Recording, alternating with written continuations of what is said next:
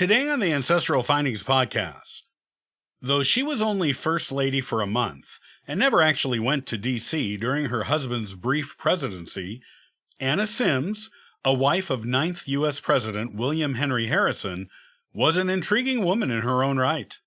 A wife and grandmother of U.S. presidents with a unique upbringing, here is her fascinating story.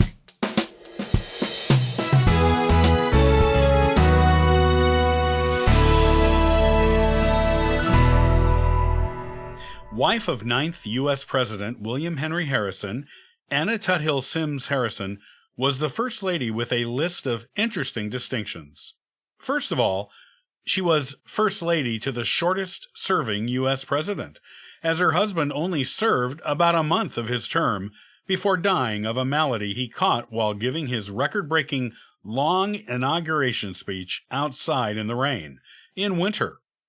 Second, at age 65, when her husband took office, she is the oldest woman to ever become First Lady for the first time. Third, she was the first First Lady to become widowed while in the White House. And fourth, she was the last First Lady to be born in the United States while it was still a British colony. But don't make the mistake of thinking these interesting historical tidbits are the only things that make Anna Harrison a person worth historical study. She was quite the woman in her own right. Anna was born into a wealthy family in New Jersey on July 25, 1775. Her parents were John Cleves Symmes, a local judge, and Anna Tuthill. John was Chief Justice of the New Jersey Supreme Court at one point, and later became a prominent landowner in Ohio. Anna's mother died the year following Anna's birth in the midst of the American Revolution.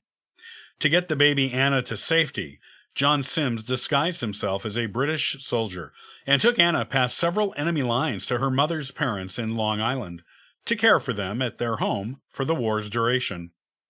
Meanwhile, her father became intimately involved in the Revolution, as well as setting up the new country, serving as deputy to the Provincial Congress of New Jersey, the chairman of the Sussex County Committee on Safety, and as a New Jersey delegate to the 1785-1786 Continental Congress.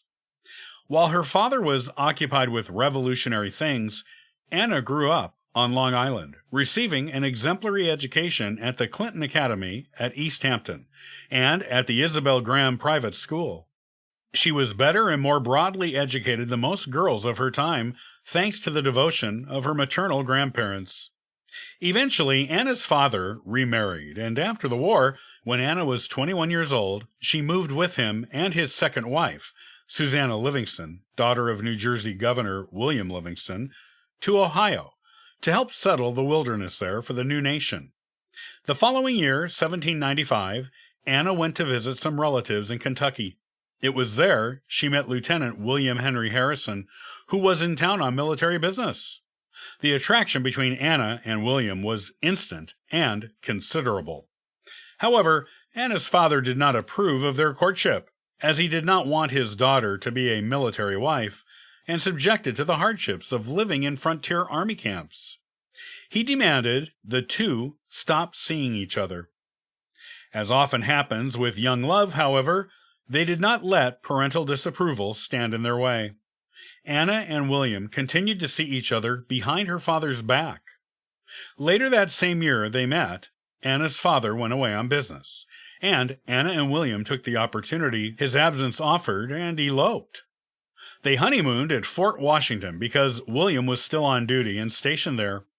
It was not until 2 weeks after the wedding, at a farewell dinner for General Mad Anthony Wayne, that John Symmes was able to confront the new couple about their secret marriage. He demanded to know how William intended to support his daughter. William replied, "By my sword and my own right arm, sir." John had no choice but to accept the marriage, as both parties were of age. But he did not like it, and he did not like William for a long time. It was not until years later, when William had made a brilliant name for himself as a career military officer, including shining during the War of 1812, that John came to grudgingly respect his son-in-law. Anna and William had 10 children together, 9 of whom lived past childhood. However, 5 of those 9, though they grew up, did not outlive their parents. While in the military, William also had a brilliant civilian career, serving in the U.S. Congress as a territorial delegate from Ohio and as governor of Indiana. After the War of 1812, Anna hoped her husband could finally retire from both military and public life, but he had too many admirers to be left alone for long at that point.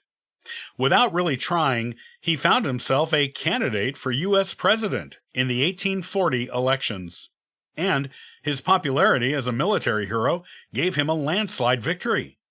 Anna was not exactly pleased with this win.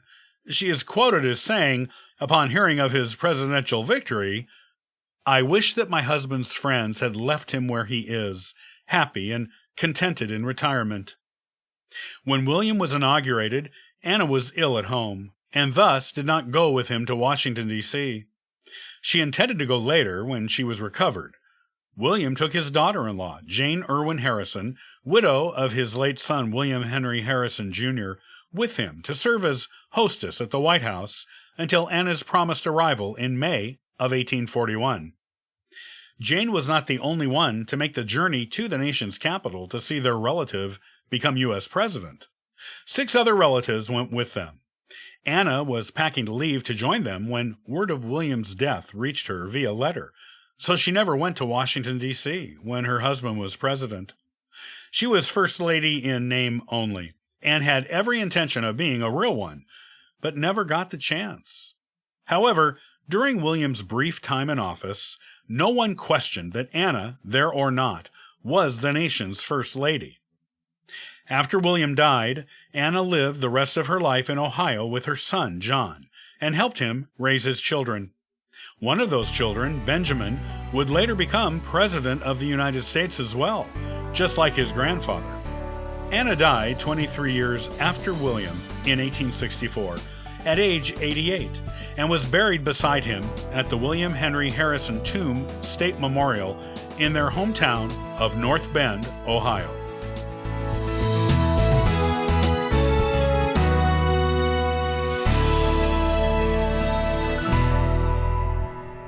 Thanks for listening to the Ancestral Findings podcast.